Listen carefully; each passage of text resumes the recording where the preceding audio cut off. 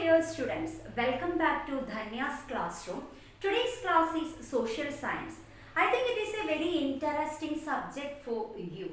Today I am going to take the first chapter of class 7.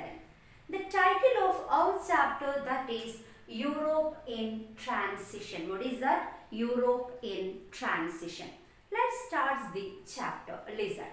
The development in Europe from the late 15th until the end of 18th century represented a crucial phase in the emergence of the modern world. Dear students, the first page of your textbook includes the figure of Hagia Sophia. What is that? The figure of Hagia Sophia. What is this? Listen.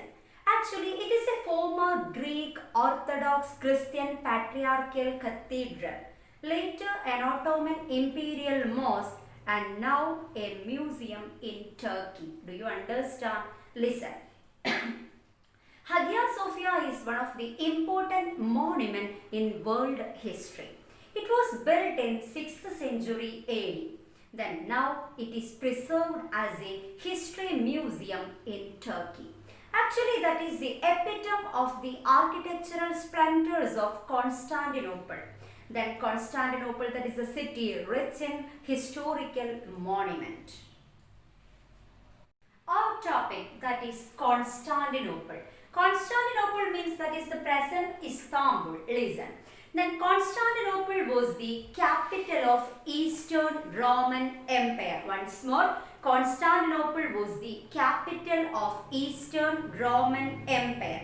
Then what are the features of Constantinople? Then these are the features of Constantinople, that is center of knowledge. Constantinople, that is the center of knowledge, abode of scholars and treasure trove of scholarly text. Abode of scholars and treasure trove of scholarly text. Then gateway from Asia to Europe. Gateway from Asia to Europe. Then that is a port city. These are the features of Constantinople.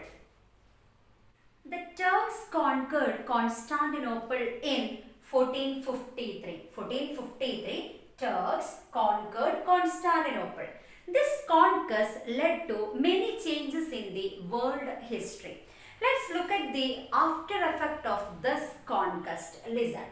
Then after effect, first one, scholars, artists and writers fled from Constantinople to nearby area in great numbers.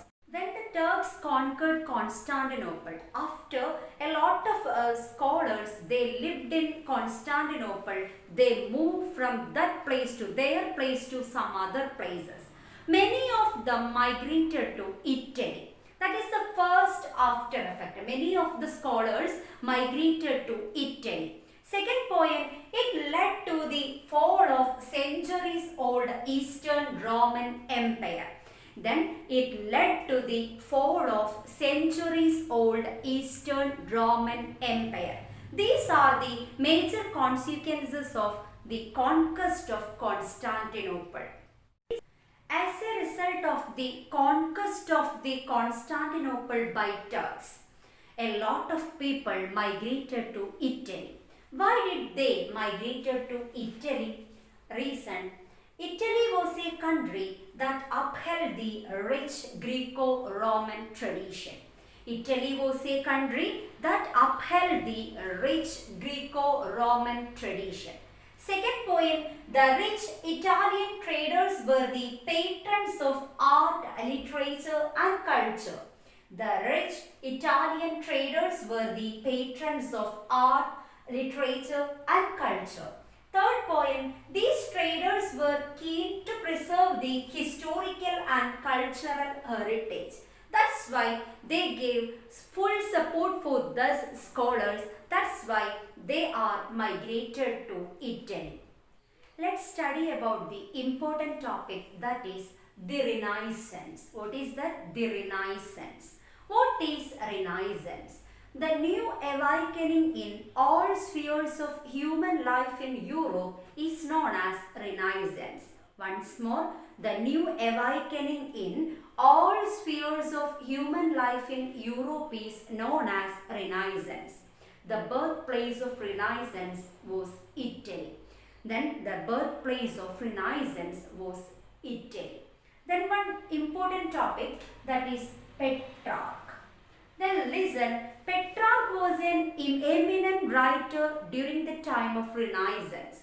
He was known as the father of Renaissance. Then father of Renaissance, that is Petrarch.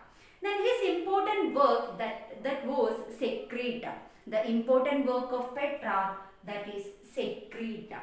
Then what are the major concepts developed as a result of Renaissance? Otherwise, what are the major features of Renaissance?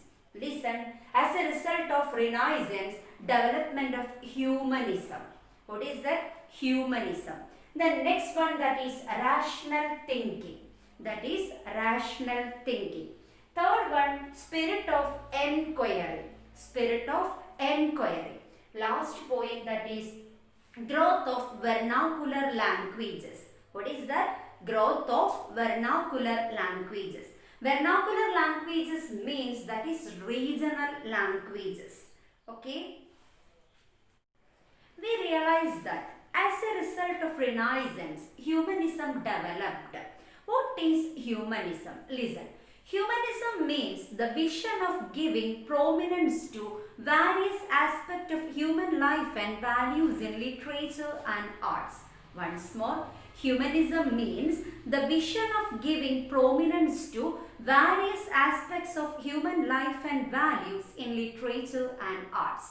Simply, then the definition of humanism is a belief that human needs and values are more important than religious belief or the needs and desires of human. By the dawn of 13th century, Latin and Greek gave way to regional languages like English, Spanish and French. That means during that time onwards, people started to use the vernacular languages like English, Spanish, French, etc. The writers of this period adopted the life of common man as the central theme of their work. In medieval period, art, literature and history were completely concentrated on religious ideology. The texts were inevitably written in Greek and Latin as these languages were considered as elite and scholarly. Then before humanism, writers only used the languages like Latin, Greek, etc. But during the time of humanism, the writers started to use vernacular languages, that means regional languages like English, Spanish, French, etc. Then it is very easy to understand the common people. If you like my video, please subscribe my channel. Thank you for watching. It's me, Dhanya.